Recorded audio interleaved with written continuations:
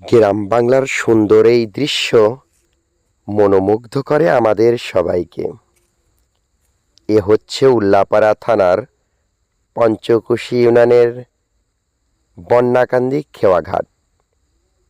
আর এই নদীর নাম করতোয়া ফুলজার নদী। দুপাশে চিকি চিকি বালি আর নতুন বালি কাটার ঢিপি যেন পাহাড়ের মতো আরো সৌন্দর্য বাড়িয়ে দেয়। গ্রাম যেন যত দেখি ততই যেন মন জুড়িয়ে যায়। এ যেন এক সুন্দর রূপ, এ যেন এক সুন্দর দৃশ্য। শিল্পীর রং তুলিতে আঁকা ছবির মতোই সুন্দর আমাদের এই বন্যাকান্দি গ্রাম। আজকে কিন্তু আপনাদেরকে দেখানোর জন্য চেষ্টা করছি বন্যাকান্দি ফুলজার করতোয়া নদী কতটা সুন্দর, সেটি অবশ্য আপনাদেরকে দেখানোর চেষ্টা করছি। আসলে বালুর ঢিপিগুলো যেন পাহাড়ের মতোই লাগছে আমাদের কাছে। এছাড়া বালু নেওয়ার জন্য দাঁড়িয়ে আছে অনেকগুলো ট্রলার, যেগুলো কিন্তু বালু বোঝাই করে রওনা দেবে সেই দূর দূরান্তে। অনেক জায়গা থেকেই কিন্তু এ সকল ট্রলার আসে এই ঘাটে, কেননা আগে নদীতে চর পড়ে যাওয়ার কারণে এ সকল ট্রলার মূলত দেখা যেত না। কিন্তু এখন কিন্তু নদী খোদাই করার পরে অনেক ট্রলারের ভিড় জমে এই বন্যাকান্দির ঘাটে, যেখান থেকে কিন্তু বালু বোঝাই করে দূর দূরান্তে নিয়ে যায় এই ট্রলারগুলো। আর নদীর দিকে যদি আপনাকে দেখাই, মনোমুগ্ধকর সুন্দর স্মৃতি আর সুন্দর দৃশ্য দেখলে যেন চোখ জুড়িয়ে যায়। দুপাশে গাছ আর চিকি চিকি বালি, আর মাঝখান দিয়ে বয়ে চলেছে অথয় জল, যেখানে কিন্তু আমরা শ্যালোর নৌকা দিয়ে এগিয়ে চলেছি সেই বড়হরের দিকে। দেখতেই পাচ্ছেন নীল আকাশ আর নিচে এত সুন্দর জল। আরও কিন্তু শ্যালোর নৌকা চলে এই নদীতে, সেটি অবশ্য দেখতে পাচ্ছেন যাত্রী বোঝাই করে নিয়ে চলে যায় সেই গন্তব্যে, যেখানে কিন্তু এই শ্যালোর নৌকায় চলার মজা অনেকটাই বেশি। আর কে কে এরকমভাবে শ্যালোর নৌকায় উঠেছেন সবাই একটু কমেন্টে লিখে যাবেন।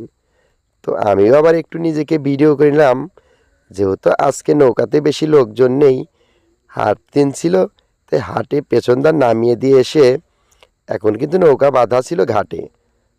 তো আমরা 3-4 জন লোক বলাতে নৌকা আবার হাটের দিকে রওনা দিল, কারণ এখন মূলত এখান থেকে আর কোনো যাত্রী হবে না। এখন হাট ভেঙে যাবে, হাট থেকেই সকল যাত্রী বাসায় ফিরবে। তো সেটির জন্যই কিন্তু নৌকাওয়ালা এগিয়ে চলেছে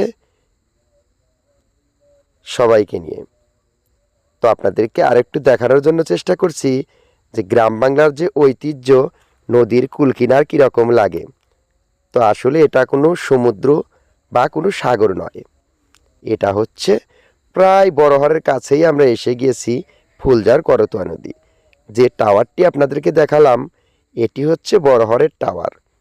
ঠিক ওই গন্তব্যেই আমরা যাওয়ার জন্য প্রস্তুত নিয়েছি। তো সামনে থেকে একটু ক্যামেরা ধরলাম নদীর সামনের দিকে এবং নৌকার সামনে। আর আপনারা দেখতে পাচ্ছেন দুপাশ দিয়ে কিন্তু অনেক ডিঙ্গি নৌকা বাঁধা থাকে মূলত এই ঘাটে, কেননা যেহেতু এটা নদী, ছোট ছোট নৌকার কিন্তু জুড়ি মেলা ভার। এছাড়া মোটামুটি সাইজের একটা ডিঙ্গি নিয়ে মাছ ধরছে জেলেরা। অনেক সুস্বাদু টাটকা মাছ পাওয়া যায় এই নদীতে।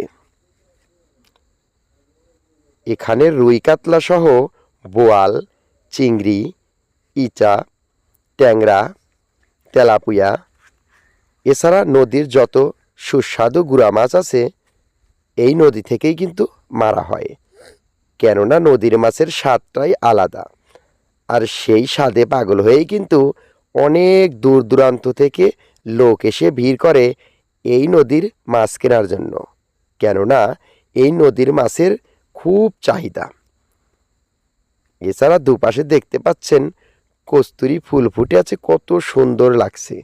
তো আমি একটু ক্যামেরা বন্দি করার জন্য চেষ্টা করলাম, যেহেতু অনেক দূর দিয়ে আমাদের শ্যালোর নৌকা যাচ্ছে, তাই সেভাবে ক্লিয়ারকৃতভাবে দেখাতে পারছি না, অনেকটাই জুম করে আপনাদেরকে দেখানোর চেষ্টা করলাম।